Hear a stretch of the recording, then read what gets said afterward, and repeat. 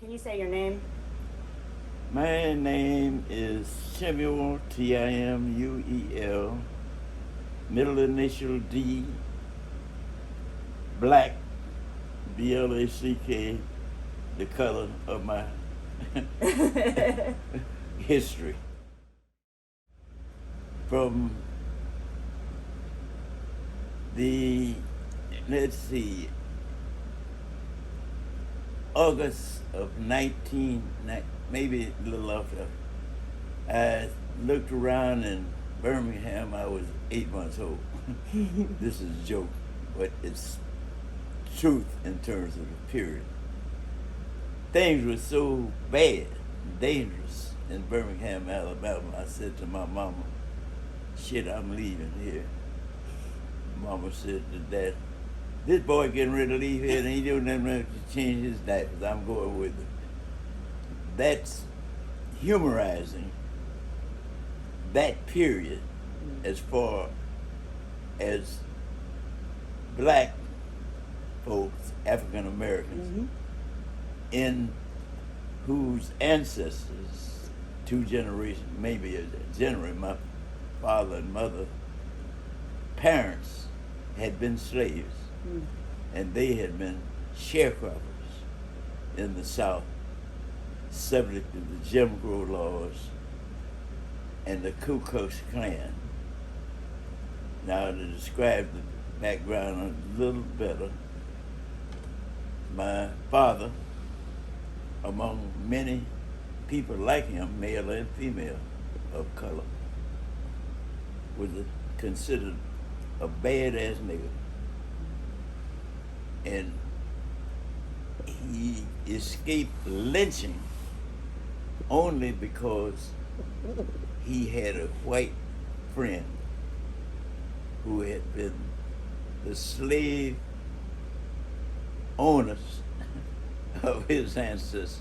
Now that's a part of history that many people may not understand, the complexity of what Hugo Black, where I get my name, who became a Supreme Court justice and the most liberal of the Supreme Court justices. Wow. Wow. And I take this background to help you understand my heritage, my experience. Thank you. I was in demand. I had taught at my alma mater, DuSable and Phillips. And then I was teaching at Farragut High School on the west side. And that's when I was inspired more directly when I joined Dr. Martin Luther King in the struggle. And the principal on the west side, I forget his name, Tatum, H.M., who had drafted me to be over there, where there were almost Bennett Johnson and just a couple of other blacks. And the population was primarily Eastern European.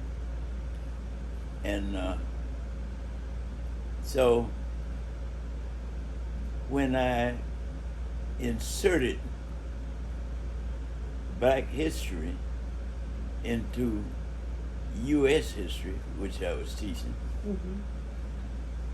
that stirred the students to all want to be in my class.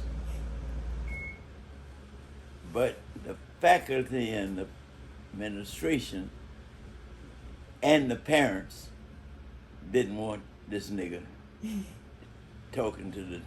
So he was instructed to get rid of me.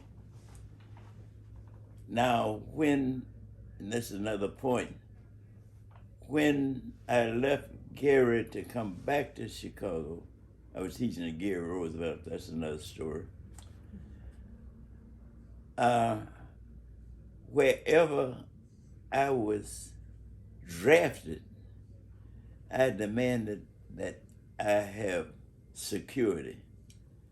So in the system, I had what it's called, I forget what it is. Anyway, they couldn't fire me. They just transferred me.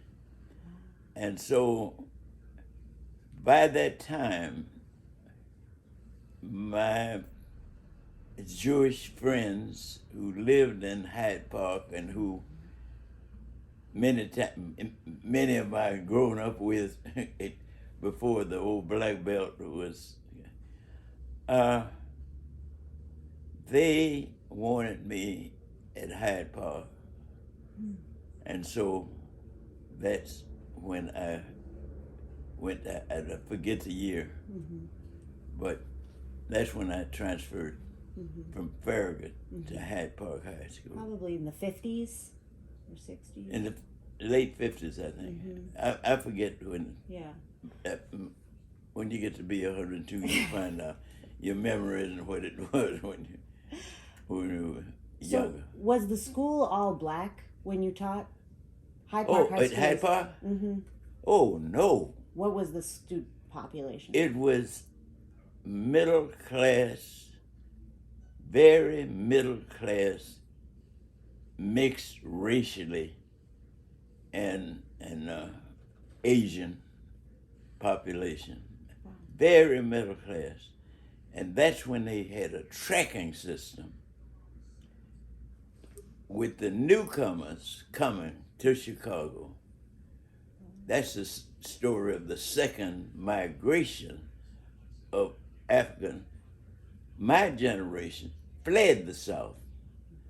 The second migration during World War II, they were pushed off the land because they were no longer needed, because the new technology, the new agricultural technology, where cotton picker technologically could pick more cotton than 20 hand pickers. Now those hand pickers in this situation had been denied the chance to get any education. And so they, different than my generation, where the families lived close to the urban areas.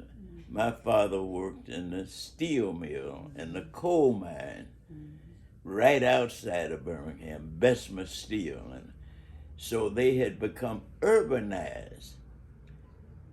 They had learned how to, what became popular for my generation, to bullshit. Bullshit the boss.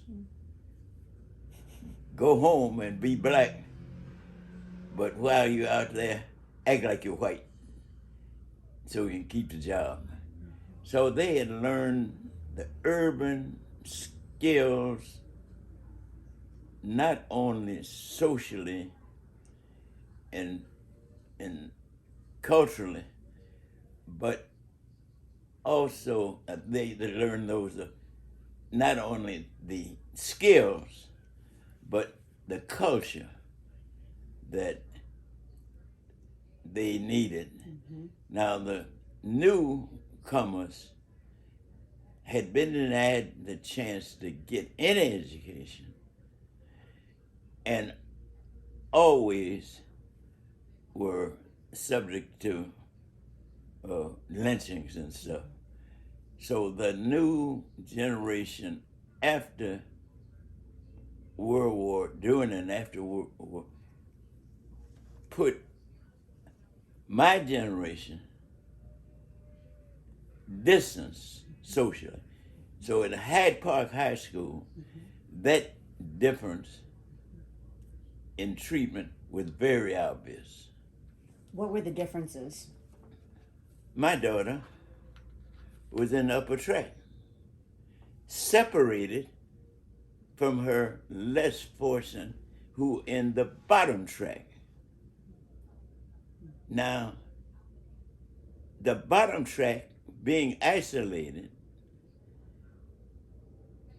they were isolated from one another. Even though my daughter wanted to hang out with her, she couldn't, except maybe in the music or the.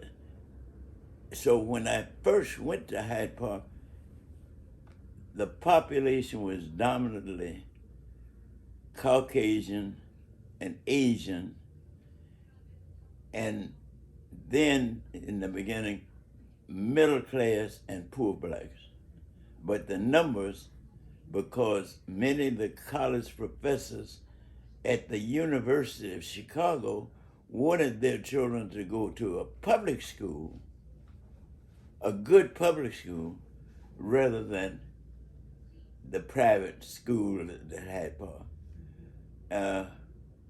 Hyde Park academically, if you graduated, you were supposed to go to Harvard or Yale or you were going to Europe. That was the culture. Now, bringing me to Hyde Park was the mission of my Jewish upper middle class friends who lived in Hyde Park but formerly lived in the old Black Belt, to have their children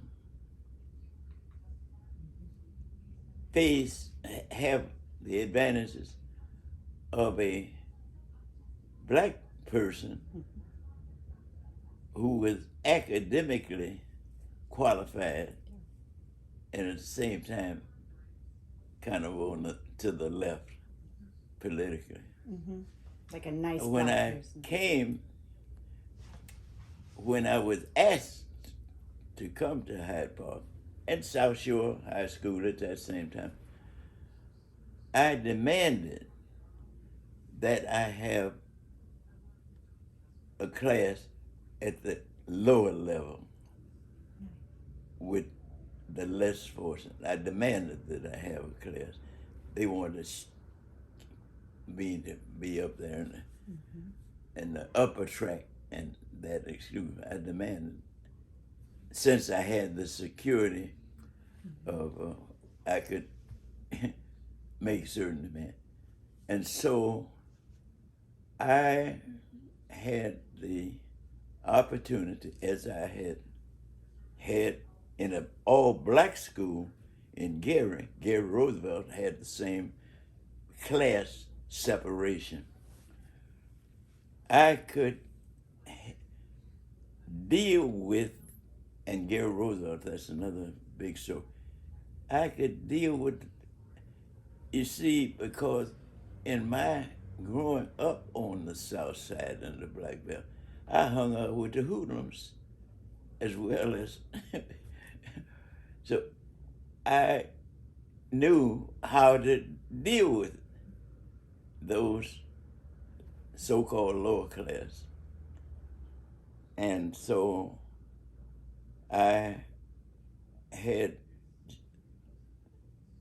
the members later organized as the Blackstone Rangers, Jeff Ford. I could handle them and inspire them and inform them. And the records were recorded. Some of them went on to colleges, but the basic Jeff Ford organizer. Now, there's another part of this, another story. By this time, Carl Hansberry had taken his second case to the Supreme Court, which said restrictive covenants were unenforceable anywhere in the country. By the way, Hugo Black, by that time was in the Supreme Court, Wow. and he read a majority decision. The population changed because the South Side, geographically and physically socially desirable, they had begun to build not public housing, but build and terrorize those blacks, middle class blacks, who had bought all that nice housing in the south end of the Black Belt, north end of the Black Belt. And if one travels through that neighborhood, they say, why did those white folks leave? And then the black folks were pushed off the land by the building of new housing. I think not Ida B. Wells, maybe it was Ida B. Wells. And so they came to Woodlawn, buying housing, and though their children were separated from the newcomers, who the Jeff Fort, who had living in the housing that was rented to them by the owners of the housing, which the white population had fled and sold to these middle class Negroes, whose children were going to Hyde Park High School. My intellectual friends, and they wanted to make Hyde Park High School a central, attractive school, and then make the high schools around the South Shore feeder schools. But the politicians were opposed to that, and that's when they built the school, 51st and Kenwood. Pardon? Kenwood Academy. Yeah, that's when. And I asked all people, whether black, white, rich, poor, when you go shopping, what do you go looking for? And eventually, one of those youngsters will say, Mr. Black, when I go shopping, I look for the best I can find for the cheapest price. I remind them, according to the color of their skin, that we're all mixed. But our ancestors were African, that you. Who do you choose? The best I can find for the cheapest price. What do you think the slave traders did when I said to the blacks, you come from the cream of the crop. Act like it. They would begin. When I was teaching, I had almost no absences. Wow. I'd play jazz music, Ella Fitzgerald, or Nat King Cole, and I was a classmate of Nat and some of that period. And they would be thrilled to learn that history. And that was the beginning of attempts to teach black history in public schools at that time. the wealth of this nation and the wealth of the world was built on the backs of our ancestors, of Black African ancestors. You go through the evolution of life, that can be much more easy. But that slave system was used more in South and North America than it was in almost any place, but it had been used in other places. And the best they could find is the cheapest price.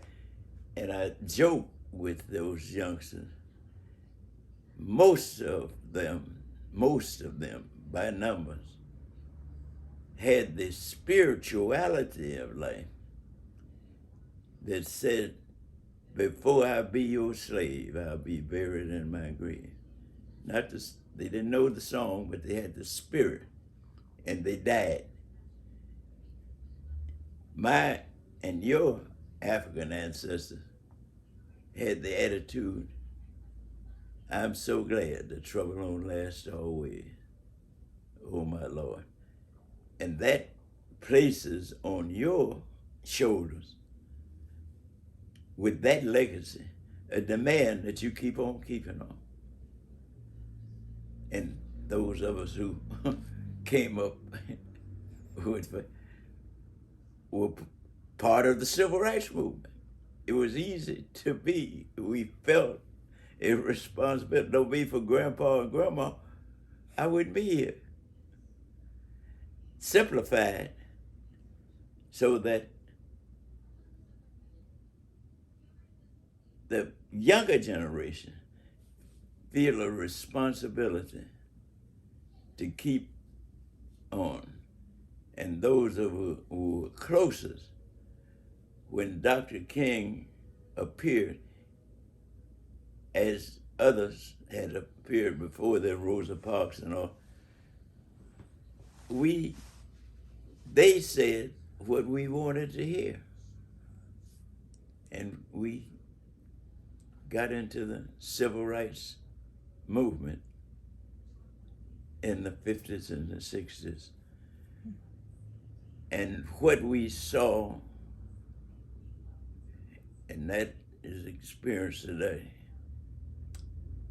in Europe with the Holocaust. See, Hitler had served in World War I, and he wrote a book, Mein Kampf, in which he inserted, I didn't read it in German, but I had the thing that one of those Negroes, one of the niggers, would take a precious life like his in World War II. So the fact of World War I. So the first victims, and that is another part of history, the first victims in the Holocaust were German blacks. Then the Roma. unorganized whites, and eventually poor Jews. That they don't tell that story either. But those of it, like myself in World War II, and that's a big story, who saw that and said, how could you let this happen? And the natives, wherever, oh, certain black. It wasn't us, it was the Fuhrer. But the economic conditions of Europe in that period was so bad that anything that would help them survive was all right, including their friends and former friends and neighbors. And one would have to understand the economic life of, of the New World to understand that human beings eating human flesh in that period of time. Mm-hmm. Well, I witnessed it. Didn't participate in the Holocaust, but witnessed the results. Those who witnessed, who were Holocaust, I had to help feed them. I was one of the supply. My unit, 4 battle stars, American battle stars, and the French Croix de Guerre. They bombed us to cut off the supplies. And that's another story. Mr. Black, why do we see white officers over Negro troops and we never see any white soldiers under Negro officers? My attitude was, I didn't say it, but my attitude, they ain't none of your goddamn business. We're gonna straighten that shit out when we get home. Again, given the legacy and heritage, I came home with the dent. People may ask, why aren't you rich? Well, when I was a little boy, my father, who was a radical, an educator, he was a gym, he was a, let's see, what do you call it? Garveyite. He's a Marcus Garveyite. Read the story of Marcus Garvey. My father said to my mother, my father was black nationalist, my mother was integrationist, and they loved one another. Because they wouldn't let me not go to college. I was making more money than my brother, who was a college graduate. And my mama said, Daddy said, do what your mama say, boy. So I was, and the point I'm trying to make here, if we were Americanized, dedicated to the idea included in the Constitution, we hold these truths to be self-evident, that all we took out men, people, are created equal. And that was the attitude that we carried, black and white. Came back home and began to get into, though we had been part of the struggle, I helped to form Congress Corps, Congress of Racial Equality, before I went to the Army, and that was mixed. That was Hyde Park also, by the way. Really? And so, with that attitude and with that information, we came home determined to make this a better, more fair. And for some of us, I tell a story. Daddy said, Matty, pay the rent, get plenty of food, and then laughingly, ha ha ha, get plenty of toilet paper. If you have those three, you can be as independent as you wish. You can be rich, but that's all you really need. This apartment, this house. I've always been able to pay the rent before I married, buy plenty of food, and I always had plenty of toilet paper. So I could be, you could fire me, but I didn't care because I had paid the rent, had plenty of food, and but also preparation that you are in demand. Somebody needs you, and when they need you, you can make demands about what you. Frederick Douglass was offered all kinds of opportunities and friends if he would just shut up during the Civil War, but he was able, because he had paid the rent, bought plenty of food, to tell Lincoln, as the Confederates were winning the Civil War, he was able to say, free the slaves and win the war. And Lincoln issued, because he wanted to win the war, the Emancipation Proclamation. That's another part of history that another people, but they couldn't buy him because he had paid the rent. Well,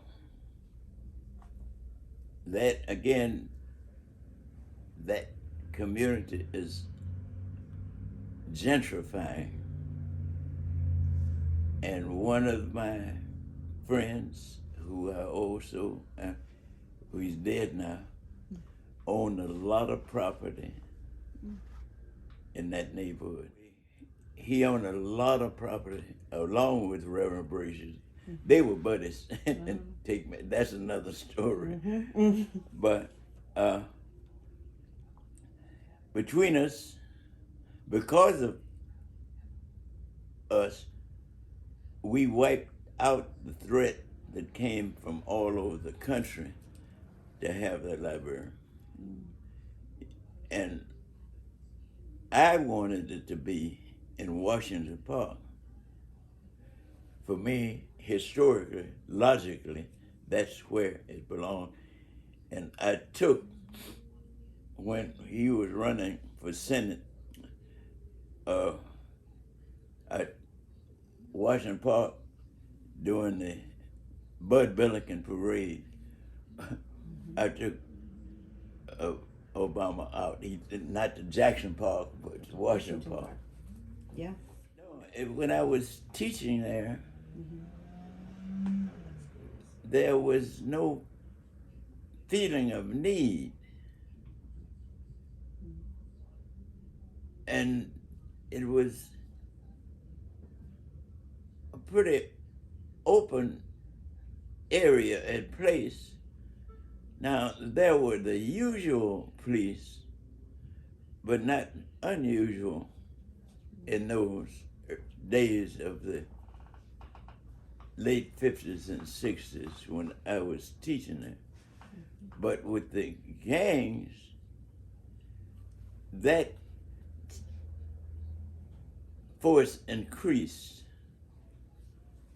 And the idea was to protect the students coming and going to school. And that's when many parents took their children out of Hyde Park, even though they lived in the neighborhood. Well, for people like me, in my generation, we have done quite well. We are Americans, and we have been accepted into the middle class and some of us into the intellectual world as friends. But the division now is along class lines. And the children of the second, I'm generalizing now, the children of the second Great Migration, who are so separated from the culture of the well-to-do and the successful, or less well, because the economic opportunities that I had, you see, I never worked outside the black belt until I went to college. Didn't have to. We had businesses. I was a grocery boy. I was a carrier. I was a newspaper boy, delivered the news. That, for those youngsters, doesn't exist. And they don't believe in the future because they don't have the academic information. And so for them, many of them, they don't believe they're going to live past 2021. So why should they care about you?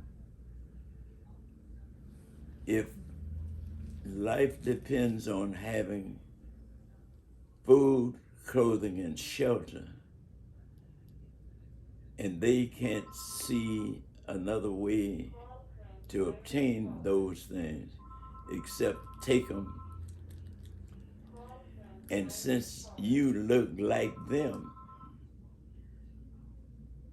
they believe they can take it from you and not punish as much as they would be if they took them from a Caucasian. And so the schools are impacted by that attitude, and the streets of the old black belt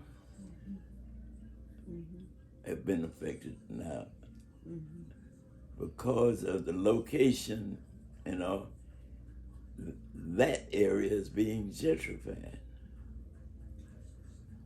Yes. Fairly quickly. Many of them are,